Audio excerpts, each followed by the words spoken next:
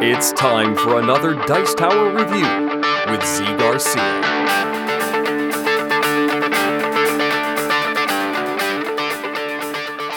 Hey everybody, today we're taking a look at the space adventure of Apocalypse Chaos here, which is a co-op game 1 through 4 players in which you are all on some ship and you are being swarmed by some critters, some creatures, and you're trying to fend them off, win the day. The game has a sort of introductory scenario and then several missions, like a campaign in a way. At the end of the rules, I'm going to be showing you the setup for the introductory game and sort of give you a rough explanation of how the game works. This is not going to teach you how to play or anything like that. It's just sort of a general idea of the mechanisms the game employs. And once I've done that, then I'll tell you what I think of Apocalypse Chaos. So here we go.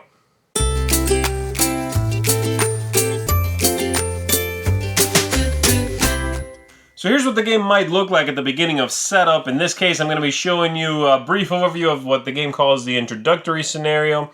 But at the end of the rulebook, there is a campaign you can follow along with many scenarios.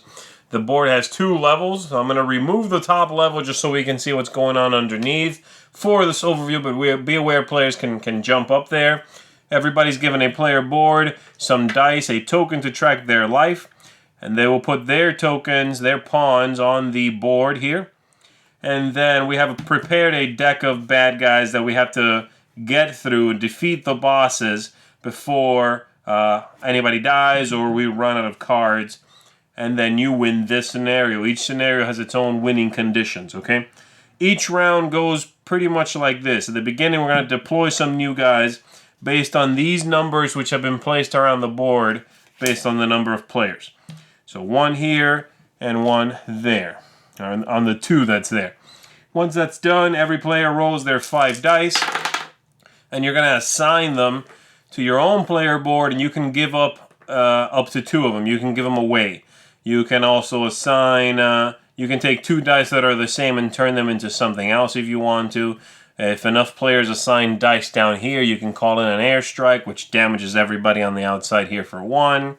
You can put dice up here to trigger the abilities in specific rooms. So you have a lot of choices. But basically, your main actions here are moving, melee damage, firing damage, protecting yourself, and then some special ability that each character has that's different. For the robot, for example, he can heal.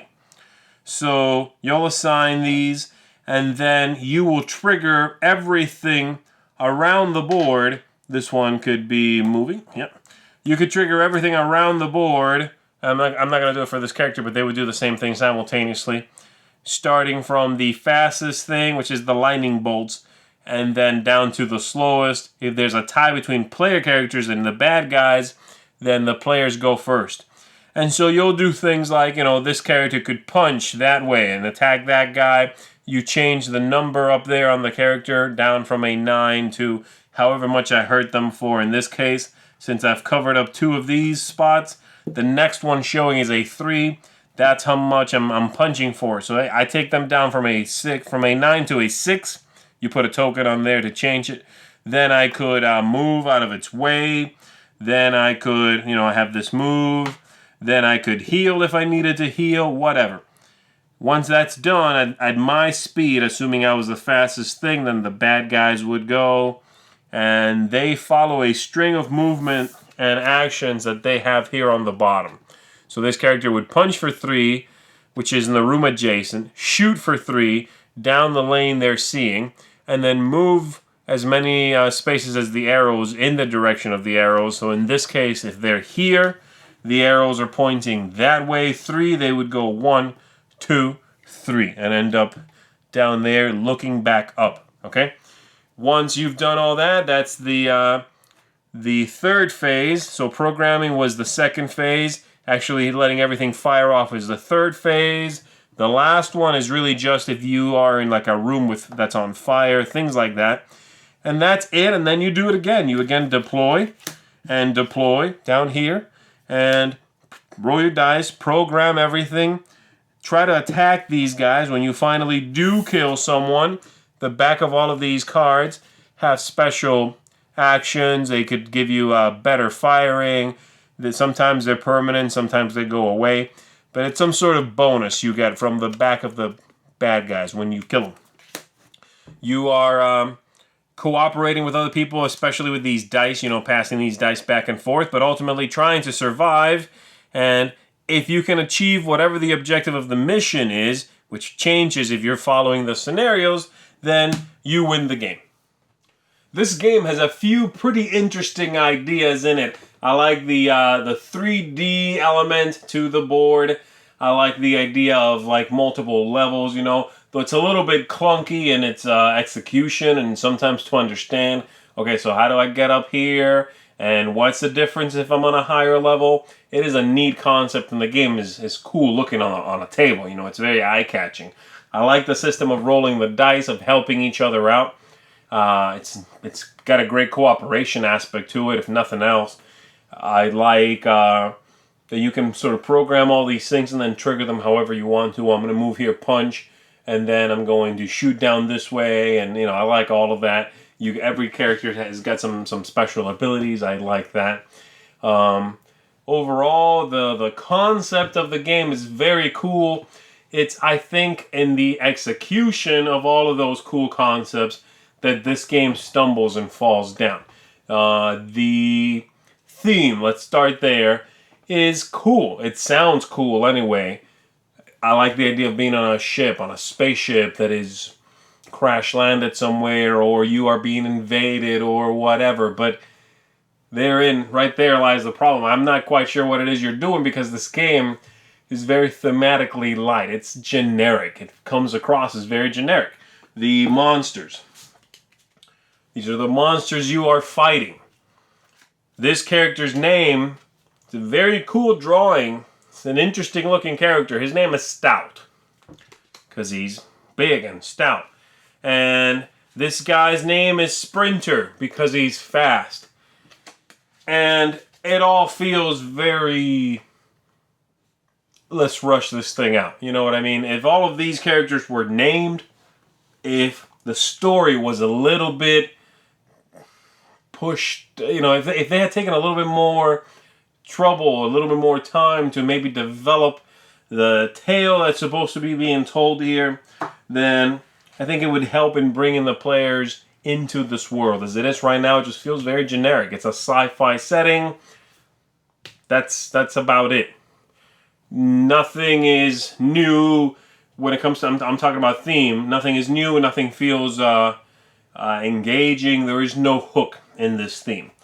Besides that, the game itself, the mechanisms in the game are really puzzly. I don't even know if that comes across as much as I would like it to in the overview, but having all of these characters that move around the board with very specific timing issues, with trying to play the entire turn before you move one piece, is a challenge, and it really makes the game slow down considerably, because you do have to know where everything is going to be before you manipulate even one card on the table.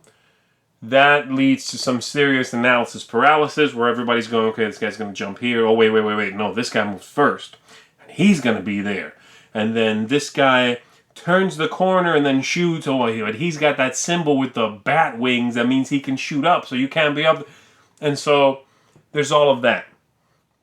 Besides that, the rule book is pretty badly written, and there's a few sort of serious omissions to it. There's a few clarifications that, yes, you can go online and then find out, or mostly find out, but there a little more care taken with the rule book, again, would have helped. And that's ultimately my main complaint with the game, is that the game just feels like it wants a little more time cooking, It needs a little bit more oomph in it, a little bit more development. The quirky bits of it are interesting. I like I said, the dice and the 3D thing. I think it's a neat game to look at and go, this is a different co-op game than most co-op games. But the programming in it is too heady, and the game is just too loose. It needs a little tightening up, you know. I like the artwork, is another thing I'm a big fan of. I like the idea they included a campaign at the end of the rules. That's cool. You don't have to play the same thing. It's got this neat story, you know, and that works. It's done in an interesting way. Again, it's sort of an abstract way a little bit. It's you know, there's no heroes. You don't have anybody to sort of cheer for. But and the bad guys are very generic. But I like that they included that in there. But this ultimately would be not a game unless you are a huge fan of puzzles and you're okay with a game that's very slow when it should be about fighting and combat and shooting. Not a game that I would recommend, especially in a crowded genre like co-op games. And even if you like puzzly co-op games, you have things like Ghost Stories out there. That's an amazing game, moves at a nice clip, it's got dice, it's got puzzly aspects, but everything sort of gels together a little better. And Ghost Stories is not a bad comparison to this game because it's got those ghosts that, again, are a little bit generic in their naming conventions and all of that. But the package overall is a lot tighter and just comes together a lot better, you know. Both are very challenging. This game is really tough also, by the way. So ultimately, for me, Apocalypse Chaos would be a pass unless you just adore puzzle games. I mean, really, then otherwise I would say this is one you can safely skip in the co-op game genre, and hopefully this designer will continue designing games that, you know, sort of tackle new and interesting ways to do co-op games, because I'd love to see the mind that sprouted this come up with something that is a little more cared for in the rules department and maybe a little more streamlined. So there you have it. That's Apocalypse Chaos. Thanks so much for watching the Dice Tower videos. Find more great videos and reviews, as well as our top-rated audio podcast at Dicetower.com. You can also find other great shows at Dicetowernetwork.com. I'm Eric Summerer, and you've been watching The Dice Tower. The Dice Tower is sponsored by Cool Stuff Inc., where you can find great games for great prices. Cool stuff in stock. Check them out at CoolStuffInc.com.